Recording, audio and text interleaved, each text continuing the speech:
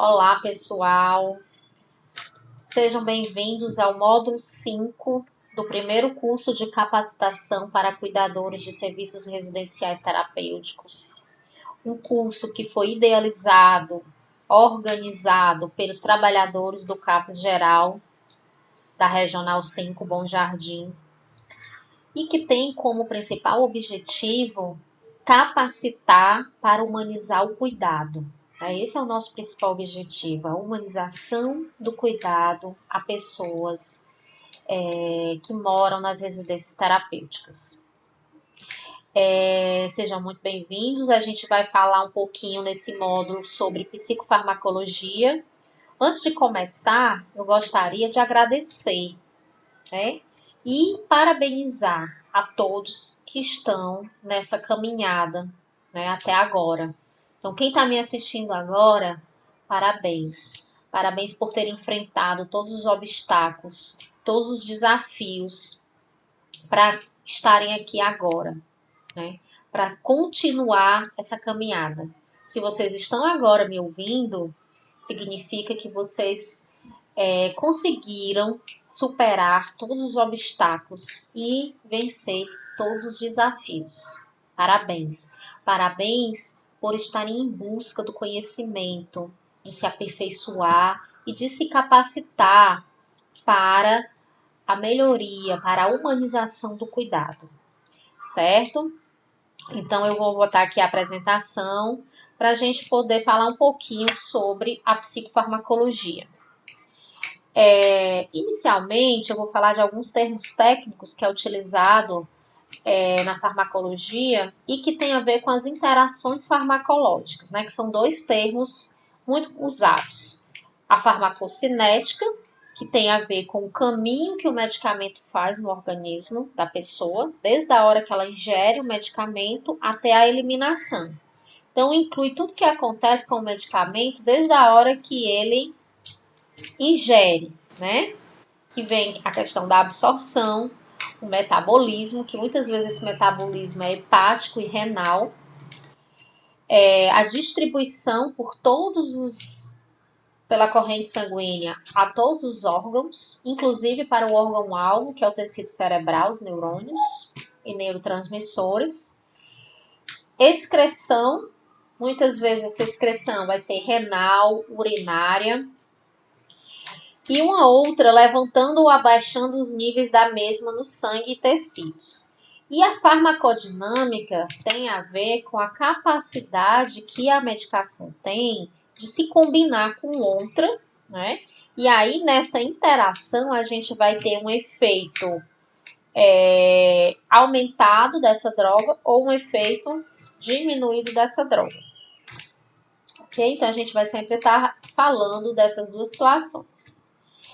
Falando um pouquinho dos tratamentos biológicos em psiquiatria, hoje nós temos uma gama extensa, uma lista imensa de psicofármacos. Isso aí adveio de muitas pesquisas, E foi a partir do desenvolvimento da psicofarmacologia que foi possível tratar as pessoas com transtornos mentais em casa. A gente sabe que até um tempo atrás, não muito distante, alguns de vocês até podem ser contemporâneos a essa época, o período em que as pessoas com transtornos mentais eram tidas como loucas, eram trancafiadas em hospitais psiquiátricos, não existia nenhum tratamento e eram loucas. Isso porque não havia o desenvolvimento da psicofarmacologia. A partir da década de 50, com o uso da clorpromazina, foi que veio a ter um melhor controle dos sintomas da esquizofrenia, como, por exemplo, a alucinação e o delírio, com o controle da agressividade. Antes disso, na primeira metade do século XX, era utilizado de forma empírica, por exemplo, a malarioterapia, a insulinoterapia, a eletroconvulsoterapia, a lobotomia, enfim, tratamentos que não tinham nenhuma eficácia e que não tinham nenhum estudo acerca desse tipo de terapias. E aí, Cronologicamente, nós temos na década de 50 o uso da clorpromazina, os sais de lítio em 1949, a imipramina em 1958, o cloro de azepóxido em 1960. E a partir da década de 80, a gente tem a síntese de vários compostos que atualmente são utilizados em psiquiatria. Outro conceito importante para a gente falar um pouquinho para vocês é sobre o conceito de drogas psicoativas e psicotrópicas. É bom a gente entender. O que são substâncias psicoativas? Essas substâncias, elas atravessam a barreira do sistema nervoso central e atuam nos neurônios, neurotransmissores. A gente vai perceber que a grande maioria dos medicamentos utilizados em psiquiatria, eles vão atuar nos neurotransmissores, certo? E por eles terem essa característica de atravessar a barreira do sistema nervoso central, elas são chamadas de psicoativas. Ou seja, E as substâncias psicotrópicas, elas também são substâncias psicoativas, porque elas vão interferir nos neurônios, nos neurotransmissores, elas vão atravessar a barreira hematoencefálica. No entanto, elas vão atuar nos mecanismos reforçadores do sistema nervoso central, levando à dependência química. Um exemplo muito comum de medicamentos psicotrópicos são os benzodiazepínicos, né? O diazepam, por exemplo, é o mais conhecido.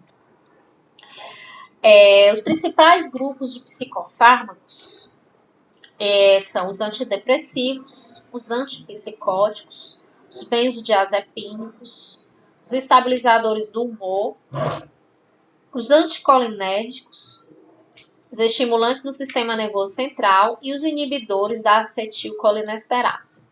É importante a gente saber que esses psicofármacos, eles são distribuídos em grupos, né? Nós não vamos ver todos, não é o objetivo dessa aula a gente estudar todos esses grupos de psicofármacos.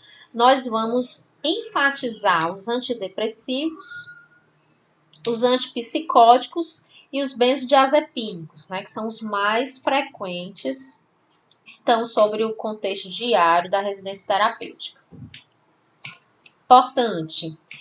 É importante sabermos que esses medicamentos, eles atuam no sintoma, né, e não na etiologia. Outra coisa importante a gente saber que eles atuam em sintomas-alvo. A gente muitas vezes tô com insônia, não estou conseguindo dormir, tomar um diazepam. O diazepam, realmente, pelo mecanismo de ação, ele vai promover a melhora do sono.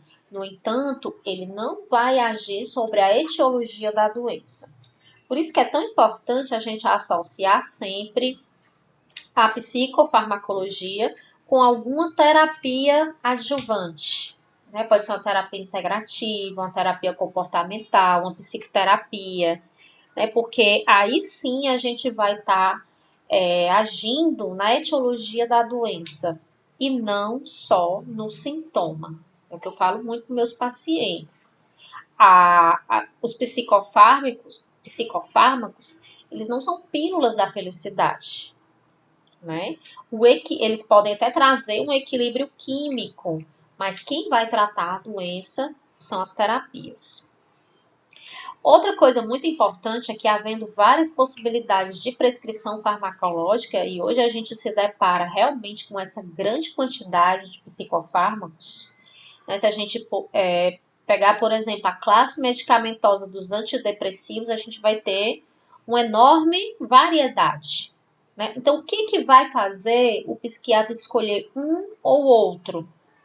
Vai ser a eficácia, né? O tanto que aquele medicamento ele vai ser efetivo no controle daquele sintoma. As contraindicações, tá? A gente vai ver que tem, dependendo da classe medicamentosa, a gente vai ter vários efeitos colaterais. E o custo-benefício, tá? Importante que a dose-resposta ela é individualizada, então cada paciente ele responde à medicação de uma forma diferente. Considerar sempre a necessidade de redução gradual da medicação, né? Isso é óbvio. A gente inicia com uma determinada terapia medicamentosa, mas sempre pensando numa redução na primeira oportunidade. E considerar os efeitos acessórios ou colaterais. Eu vou enfatizar um pouco nessa minha aula os efeitos colaterais, e a gente vai ver que eles são muitos. E aí vamos falar um pouquinho do papel dos cuidadores, né? Então, o que nós podemos fazer para potencializar a terapia com psicofármacos? Primeiro, a observação do paciente. A gente vai observar, né, quem está dia a dia, à noite, que está acompanhando eles 24 horas, são vocês. Então, observar como é que eles estão interagindo, observar o efeito desses medicamentos, os efeitos colaterais, se eles estão se alimentando ou se perderam o apetite, como é que está o humor, certo? Nós vamos observar também a constipação e a dificuldade de evacuar, que é um dos principais efeitos colaterais, tá certo? Então, isso vem dentro da observação do paciente. Um outro papel muito importante é a administração dessas drogas. E aí, realmente, diariamente, a gente tem um processo de trabalho relacionado à administração desses medicamentos.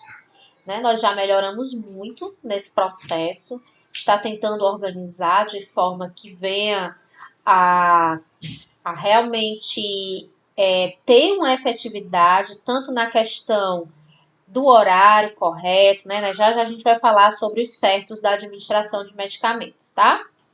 Monitoramento dos efeitos colaterais, né? A partir da observação deles. A educação sobre medicamentos, como a gente está fazendo agora. Essa aula tem o objetivo de fazer uma educação sobre os medicamentos. E aí, esses 3 itens, programa de manutenção medicamentosa, coordenação das modalidades de tratamento e ensaios farmacológicos em pesquisas clínicas, cabe aos enfermeiros, né? A mim, diretamente, que estou supervisionando a ação da administração de medicamentos aí na residência terapêutica, como também a nossa coordenadora, enfermeira Ana Paula. E aí vamos falar sobre os certos da administração de medicamentos. Eu trouxe 9 certos para a gente comentar um pouquinho, mas lembrando que algumas literaturas já trazem 11 certos, outras já trazem os 13 certos. Eu preferi me concentrar com os 9 certos, que estão mais presentes no nosso contexto diário da residência terapêutica. Então vamos lá, medicação certa, a gente viu que lá na residência, cada paciente tem a sua caixinha de medicamento com o nome da medicação, com os horários corretos, né, com as quantidades corretas, e estão até separados por dia da semana. E aí a gente já vai tentando acertar na medicação certa, no paciente certo, na dose certa e na via certa. Certo? No horário certo, porque a gente sabe que cada medicação ela deve ser administrada no seu horário. Tá? A medicação que é para ser administrada em jejum, ela deve ser administrada antes do café da manhã, pelo menos uns 30 minutos antes do café da manhã, como por exemplo o omeprazol. O topazol ele deve ser administrado, inclusive, antes do omeprazol. Né? Então, eu vou ter que administrar o topazol, esperar uns 30 minutos para administrar o omeprazol, e aí sim eu vou oferecer o café da manhã, certo? Uma outra droga que está muito relacionado ao horário certo tem a ver com a administração dos antidepressivos, por exemplo, a fluoxetina. Ela é importante ser administrada no horário da alimentação. Então, a gente tem que acertar isso aí. Será que eu estou administrando na hora da merenda? Porque ela vai ter uma melhor absorção se for administrada na hora da merenda, na hora das refeições, tá? O registro certo, a gente... onde está o registro certo no nosso processo? Está lá naquela folhinha de controle da medicação, onde em cada horário tem um local para o cuidador assinar, né, se responsabilizando pela administração da medicação naquele horário. Ação certa, e aí eu vou estar lá na observação do meu paciente, verificando se realmente aquele medicamento está fazendo o efeito desejado. A forma farmacêutica certa. E aí eu vou abrir um parênteses aqui para falar do ácido valproico. Nós temos na residência duas apresentações, duas formas farmacêuticas do ácido valproico. A gente tem ele em comprimido e tem ele em xarope. Então, sempre atentar para a administração correta da forma farmacêutica. Se está prescrito em comprimido, eu vou administrar em comprimido. Se está prescrito em xarope, eu vou administrar o xarope. E o monitoramento certo. Esse monitoramento certo tem a ver com o que nós observamos, que vocês observam diariamente. Então, como que eu faço esse monitoramento? Né? Vocês já fazem diariamente, escrevem na ocorrência as intercorrências, quem dormiu, quem teve dificuldade para dormir, quem se alimentou, quem não se alimentou. E eu, semanalmente, vou lá na ocorrência e vejo todos os registros que vocês fizeram. E tudo isso aí é levado em consideração. Então, vamos iniciar falando um pouquinho agora das classes medicamentosas. Começar falando dos benzodiazepínicos, tá? Os benzodiazepínicos, eles são utilizados para a ansiedade, principalmente, né? E aí, algumas características desses medicamentos. São medicamentos com grande risco de dependência, né? Então, eles estão lá caracterizados, então, como medicamento psicotrópico, tá? Eles são indicados no tratamento da depressão, né, como adjuvante. Ele não é um antidepressivo, mas os antidepressivos, eles têm um tempo de ação muito longo, né? Um tratamento com antidepressivo, ele vai demorar em torno de 20 dias a 30 dias para fazer o efeito. Então, sempre associado a um antidepressivo, a gente vai ter a prescrição de um benzodiazepínico, até para melhorar os níveis de ansiedade, para melhorar o sono, tá, ok? Então, ele é indicado no tratamento da depressão, na síndrome da abstinência, também, dependendo da dose que seja utilizada, como anticonvulsivante, hipnóticos relaxantes, porque ele é um medicamento que vai ser utilizado muitas vezes para induzir anestesia, e evitar o uso concomitante com o álcool. Existem dois tipos de benzodiazepínicos, de longa duração e de curta duração. Um exemplo de benzodiazepínico de longa duração é muito conhecido no nosso meio, diazepam e o clonazepam. Né? O que significa ser de longa duração? Significa que o efeito nele no organismo ele é longo. Né? A partir do momento, aí a gente lembra lá da farmacocinética, a partir do momento que eu ingiro um diazepam, que eu engulo um diazepam, ele vai demorar bastante tempo para sair do meu organismo. E aí eu vou abrir um parênteses aqui para falar dos pacientes idosos. Os pacientes idosos, eles têm os mecanismos de eliminação também deficitários, certo?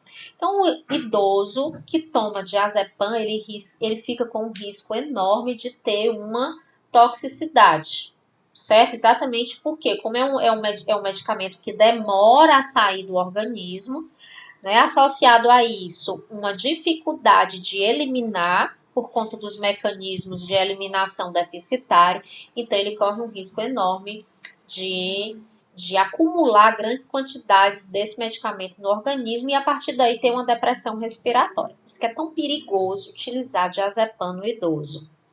Nós temos os benzodiazepínicos de curta duração, mais conhecido entre nós é o alprazolam e o midazolam.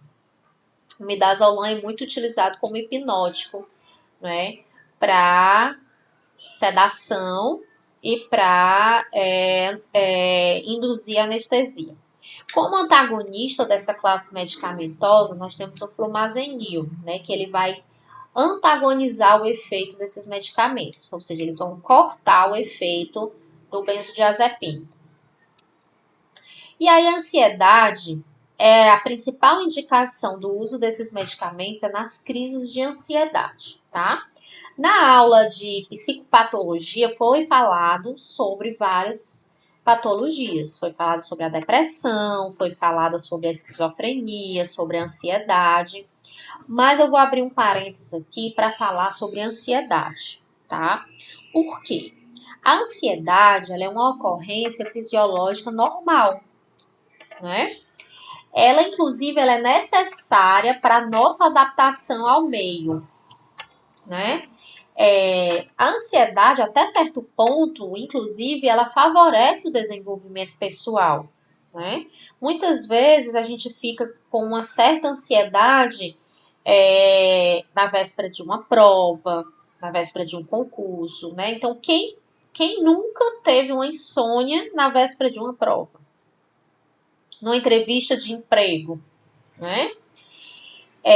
Quantas pessoas já não ficaram, né, com as mãos frias, com sudorese, com falta de ar, na hora de apresentar um trabalho na faculdade, na hora de falar em público? Então, isso são manifestações da ansiedade.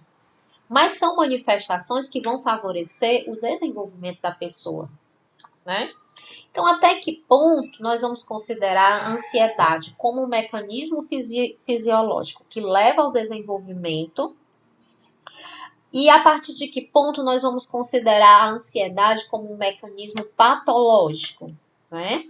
Então, assim, baseado nessa reflexão, esse limiar aí, ele vai depender muito de indivíduo para indivíduo, né? E aí, assim, a pessoa, ela tem que criar estratégias, nós, né, no dia a dia, temos que criar estratégias de extravasar essa ansiedade, né? Para que a gente não acumule até gerar um transtorno. Então, cada pessoa, ela aguenta determinadas quantidades de ansiedade, né? O nosso sistema nervoso central, quando a gente está sob grande ansiedade, ela vai ativar o mecanismo de luta e fuga. Mas até certo ponto isso é fisiológico, né? E aí vai a dica de nós estarmos sempre fazendo alguma atividade de lazer, alguma atividade que gere um bem-estar físico e mental, como uma forma de extravasar a nossa ansiedade, certo? Deixa eu voltar aqui. Então, apesar da ansiedade favorecer a performance e a adaptação, a partir de certo ponto ela deixa de ser benéfica e passa a ser patológica. E aí é onde vem a necessidade de uso dos ansiolíticos, tá? Então, os ansiolíticos são medicamentos que existem para atuar sobre a ansiedade e a tensão, tá? Por que eles se chamam ansiolíticos, né? Porque são medicamentos que destroem a ansiedade, né? Ansiedade, lítico, de lise, então eles destroem a ansiedade.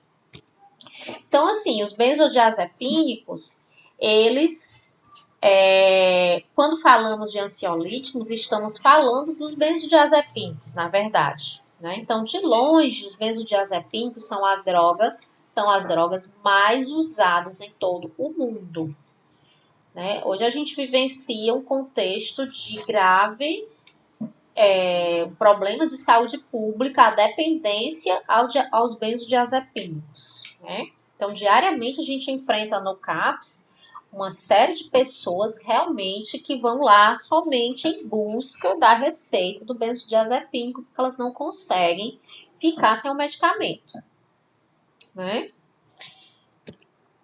Um pouquinho da farmacocinética desses medicamentos, eles são absorvidos pelo trato gastrointestinal, sofrem uma metabolização hepática, passam para a circulação sanguínea, para a partir daí seguir para os tecidos cerebrais, redistribuição no tecido muscular e adiposo, né? Dependendo da dose, esses medicamentos eles vão atuar como relaxantes muscular e e depois dessa distribuição, eles serão eliminados via renal. Alguns efeitos terapêuticos nós já falamos, tá? São hipnóticos sedativos, dependendo da dose, ele vai funcionar como hipnótico, ou como ansiolítico, ou como um anticonvulsivante, tá certo? E os efeitos laterais, uma amnésia anterógrada, né? O paciente ele vai esquecer de fatos que aconteceram antes do uso. Então, vocês imaginam que o uso crônico desses benzodiazepínicos, a pessoa tende a ter problemas de memória, né, relacionada a essa amnésia.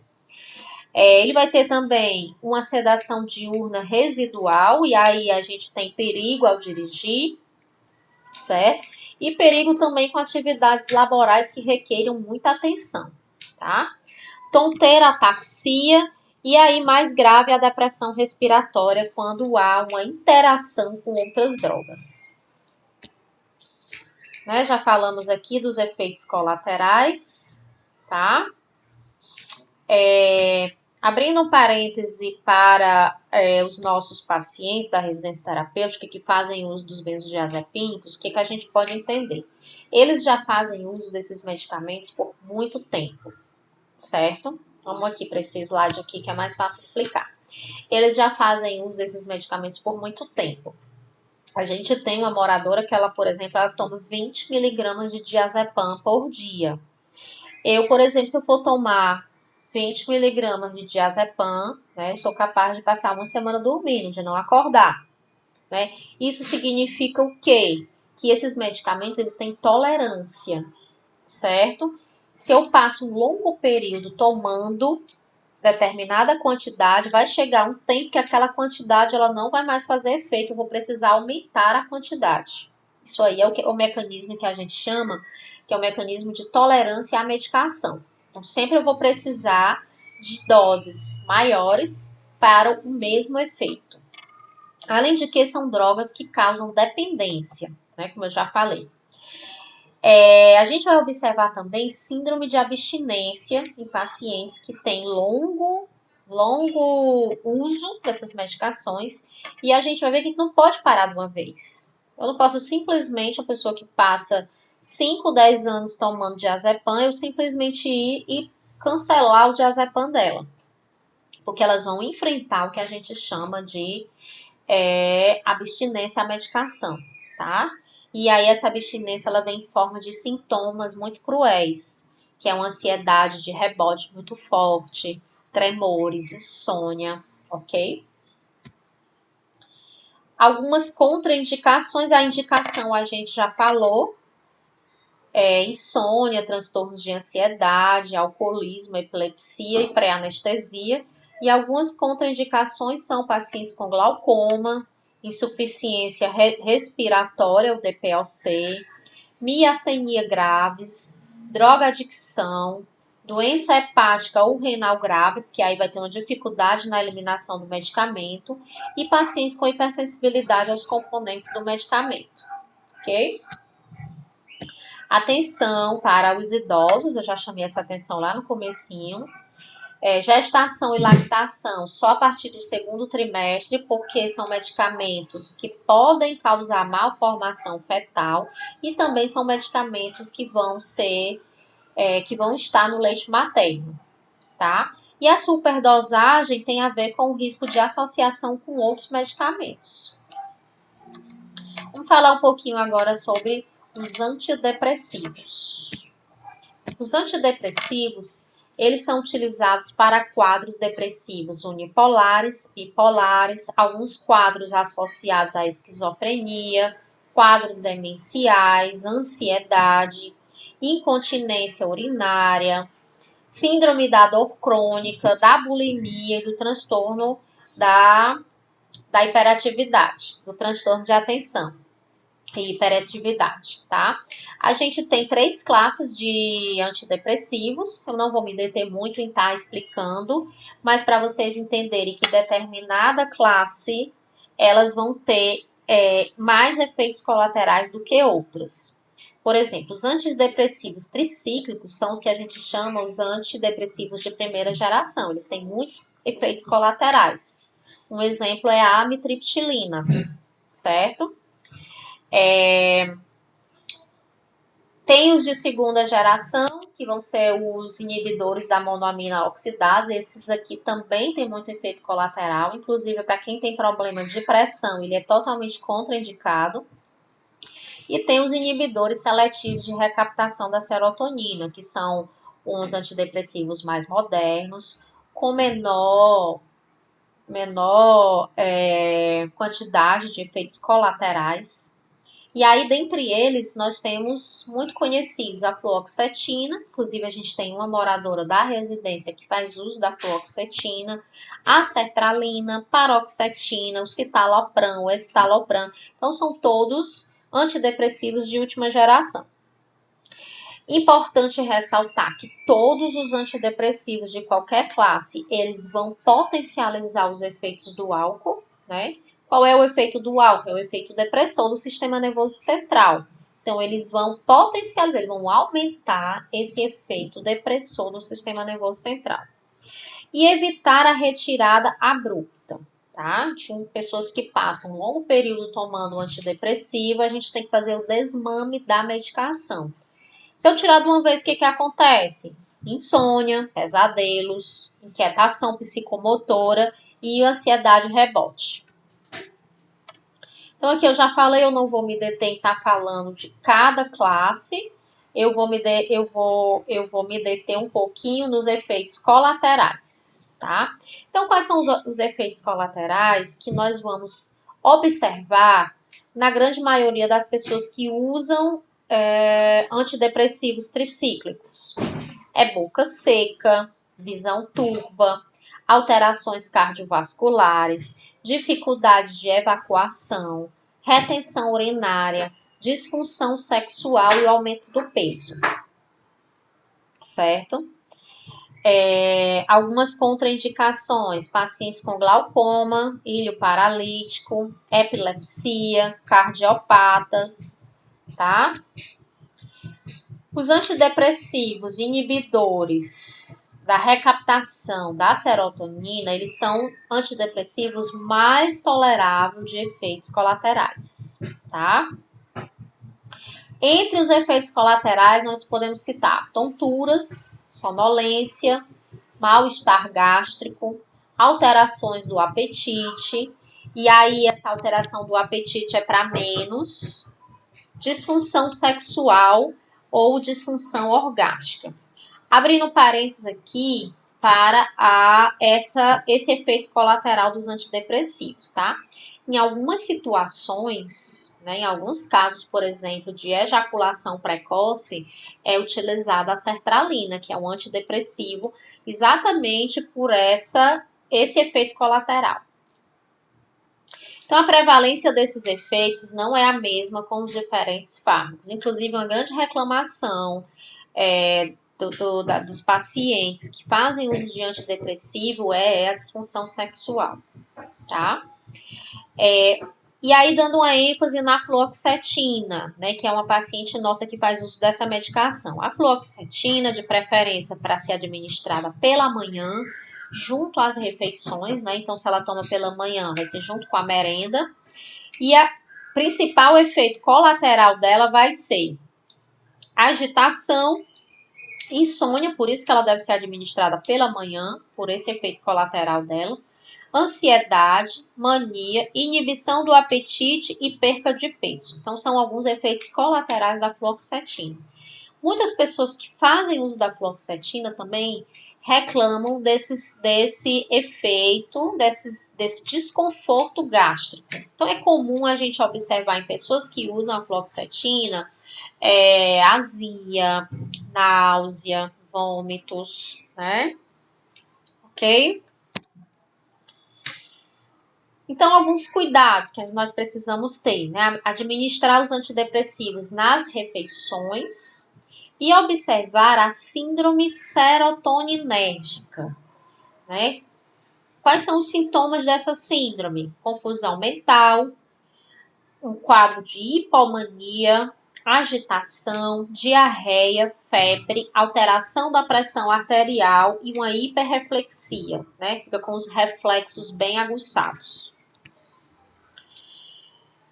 Com relação à terapêutica da depressão, é importante ressaltar que eles têm eficácia em 70% dos casos, não é 100%. Né? Então, em 30% dos casos, não vão ter remissão com o uso de antidepressivos, ok? E aí, vamos falar agora dos antipsicóticos. Os antipsicóticos, a gente observa que a grande maioria dos moradores da residência terapêutica, eles fazem uso desse tipo de medicação, né? São medicações que são utilizadas para psicose, presentes na esquizofrenia, no transtorno bipolar, né? Principalmente nessas duas patologias, tá? Exemplos de antipsicóticos, a gente tem aí na apresentação o aldol decanuato, o aldol comprimido, né, que são aí, e a clorpromazina, que são antidepressivos são antipsicóticos típicos, né, a gente chama de típicos porque são os antipsicóticos que têm o que a gente chama dos efeitos extrapiramidais. E aí nós temos uma outra classe de antipsicóticos mais modernos, que são os antipsicóticos atípicos, né? Por que eles são chamados atípicos? Porque eles não possuem ou têm, assim, uma quantidade muito menor de efeitos colaterais. E aí podemos citar a olanzapina, a risperidona, a quetiapina e a clozapina, né? Ok? Então, os principais aspectos, né? Mecanismo de ação. Então, são medicamentos psicoativos, ou seja, eles vão atuar no tecido cerebral, nos neurônios, especificamente nos receptores de dopamina, né? Exatamente nesse neurotransmissor. A gente sabe que se for retornar à aula do Israel, a gente vai ver que a etiologia da esquizofrenia tem a ver com os neurotransmissores dopaminérgicos. Então, o mecanismo de ação dos antipsicóticos vai ser atuar exatamente a nível cerebral, a nível neuronal, nos receptores dopaminérgicos. São usados principalmente no controle do delírio e das alucinações, certo? Eles também são chamados de neurolépticos, então eles são antipsicóticos porque eles combatem a psicose. Mas o nome científico deles é neurolépticos, né? Então, como eu já falei, os neurolépticos típicos, né, como o aldol e a clorpromazina, eles têm bastante efeitos colaterais, que nós chamamos de efeitos extrapiramidais, né? Tremores, rigidez muscular, inquietação psicomotora e o parkinsonismo. O parkinsonismo ele é caracterizado realmente pelo tremores finos e a marcha, alteração da marcha. É uma marcha curta, certo? Então, sempre, o que combate esse parkinsonismo? São os anticolinérgicos, por exemplo, o biperideno. E os efeitos extrapiramidais, eles são combatidos pela prometazina. Então, os neurolépticos atípicos, a gente já vai ter uma diminuição desses efeitos colaterais e extrapiramidais. Nós temos que atentar para a síndrome neuroléptica maligna. E aí, essa síndrome neuroléptica, ela não tem a ver com quantidades nem com o tipo de medicação que o nosso paciente está usando, não, tá? Ela pode acontecer de forma de repente, tá? Então, aqui eu já falei, né?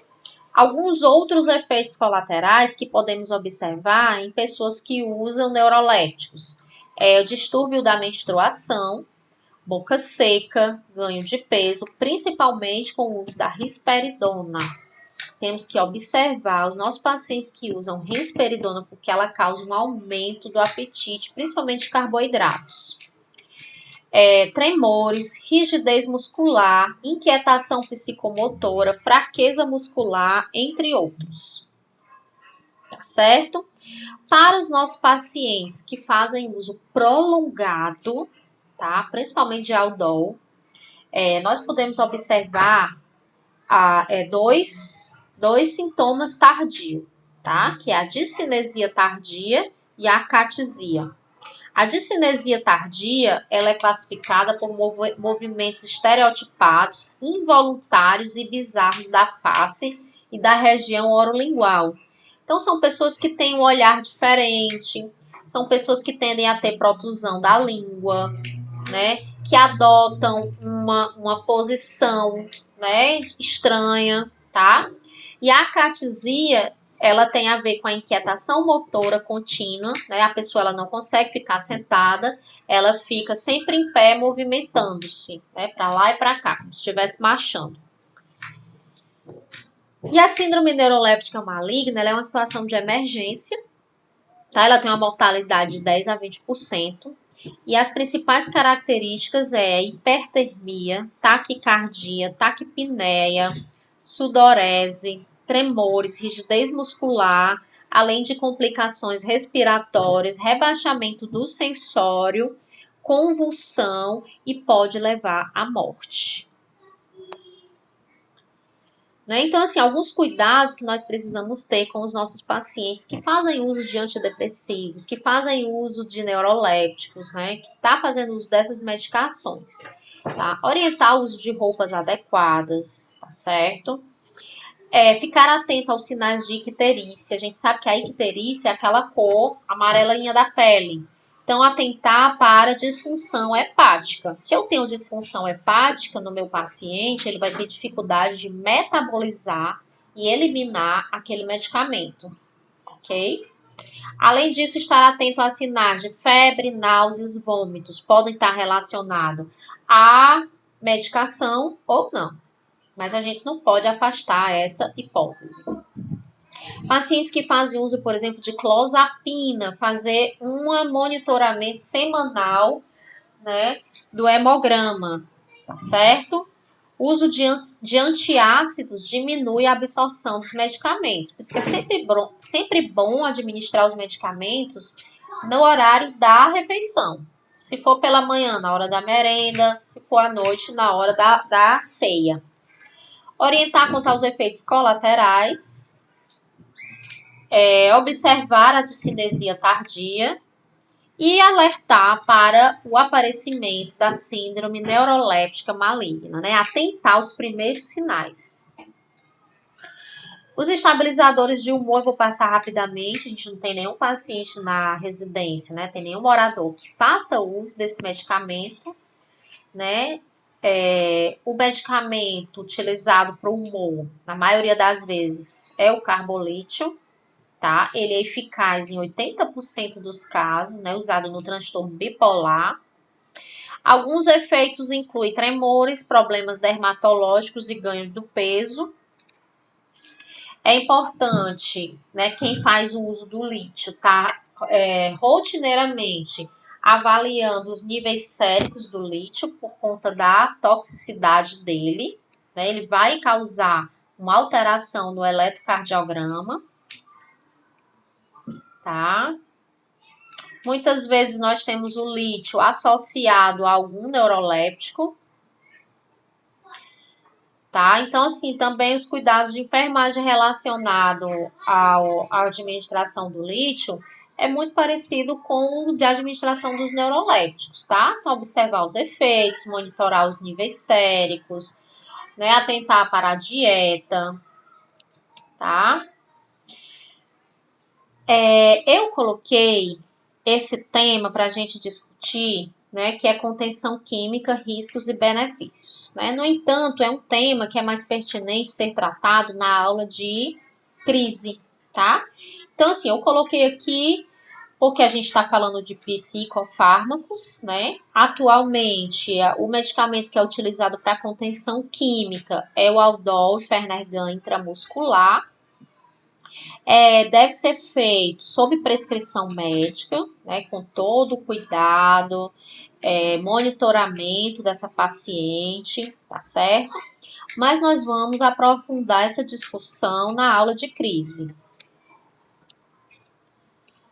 E aí eu quero agradecer mais uma vez, né, a atenção, o empenho de cada um de vocês em estar fazendo esse curso. Né, eu convido todos vocês a repensar na nossa prática diária, dentro da residência terapêutica, o que nós podemos fazer para potencializar a psicofarmacologia, né, como uma terapia adjuvante do tratamento. Né? Então, vai ser um tema que nós vamos tratar nas oficinas presenciais, mas desde já eu já levo vocês a terem essa reflexão, certo? Então, do jeito que eu estou fazendo, o que eu posso melhorar? Que sugestões eu posso dar para que o processo ele fique mais satisfatório para o coletivo, certo? Então, desde já agradeço a atenção e nos encontramos nas oficinas presenciais. Um beijo em todos. Deixa eu só tentar aqui fechar a apresentação, tá? E um grande abraço a todos vocês.